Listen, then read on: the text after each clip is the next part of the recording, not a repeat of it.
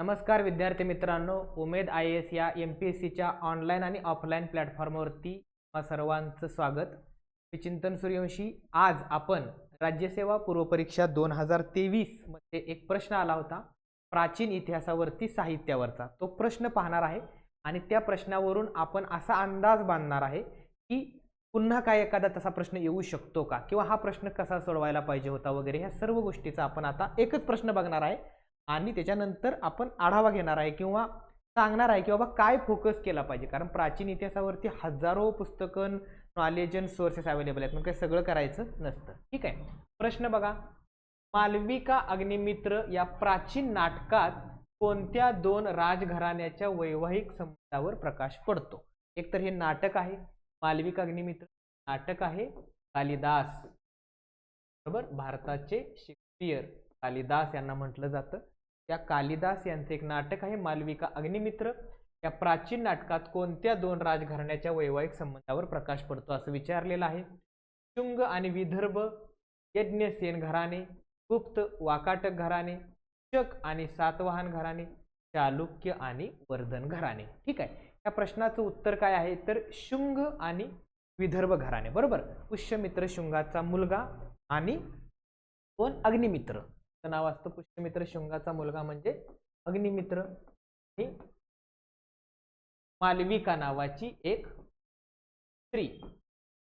त्या दोघांच्या प्रेमविवाहाची कहाणी ह्या मालविका अग्निमित्र मध्ये आहे आणि ते शुंग आणि विदर्भ मधलं यज्ञसेन घराणे, ठीक आहे, यांच्यावरती ती आधारलेली आहे. त्याच्यामुळं त्या प्रश्नाचं योग्य उत्तर 1 आहे. त्यानंतर इथं एक ब्रॅकेट करून दिले. शक्यतो ब्रॅकेट करून देताना आयोगाचं असं म्हणणं असावं की आम्ही जास्त एक्सप्लेनेशन करतोय, त्यामुळं तेही उत्तर आहे.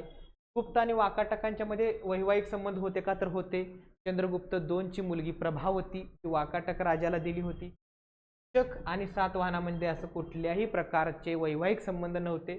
चालुक्याचा राजा पुलकेशी दुसरा त्यानं हर्षवर्धनाचा नर्मदाच्या काठी पराभव केला होता. इतकंच ह्यांचं रिलेशन आहे, त्यामुळे हे ठीक आहे. आता आपण काय करायचं, नाटकं विचारलेत प्राचीन, ती पण कालिदासाची. त्यातलं मालविका अग्निमित्र आपल्याला माहित पाहिजे. आता कालिदासाची उर्वरित आपण नाटकं बघूया. कोणते आहेत बघा. हे आहे कालिदासाचं मालविका अग्निमित्र नाटक, ज्यामध्ये आपण बघितलं हा अग्निमित्र आणि ही मालविका, बरोबर. हा पुष्यमित्र शुंगांचा म्हणजे शुंग घराण्याचा युवराज आणि ही यज्ञसेन घराण्याची राजकुमारी, ठीक आहे.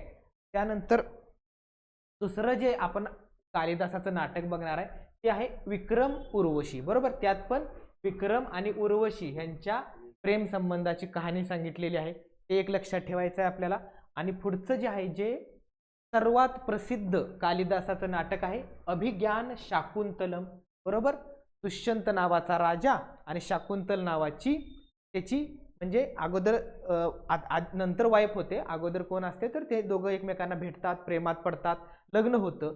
पण ते लग्न झाल्यानंतर मात्र दुष्यंत नावाचा जो राजा आहे तो काय करतो, त्याला विसरतो ह्या शाकुंतलला, बरोबर. तो पण का विसरतो तर या शाकुंतलेने एका ऋषीमुनींचं स्वागत नीट प्रकारे न केल्यामुळे त्यांनी तिला शाप दिलेला असतो की तू ज्या व्यक्तीच्या विरहात मला विसरलीस किंवा हे कृत्य केलं तो व्यक्तीच तुला विसरून जाईल. त्यामुळे मग हा दुष्यंत शाकुंतलेला विसरतो आणि राज्यकारभार करण्यासाठी एकदा तो शिकारीला आल्यानंतर त्याला शाकुंतल भेटलेली असते आणि तो निघून जातो दरबारामध्ये राज्यकारभार सांभाळण्यासाठी. तर शाकुंतला काय करते, शोकांतिका करत बसते. पण राजाने तिला एक अंगठी दिलेली असते आणि योगायोग म्हणून ती अंगठी पण हरवते. पण मग ती अंगठी एका मासा असतो ना, एक मासा, तो मासा तो अंगठी गिळतो आणि त्यानंतर माशाच्या मार्फतच ती अंगठी, ती कहाणी मोठी आहे, डिटेल आपण जायला नको.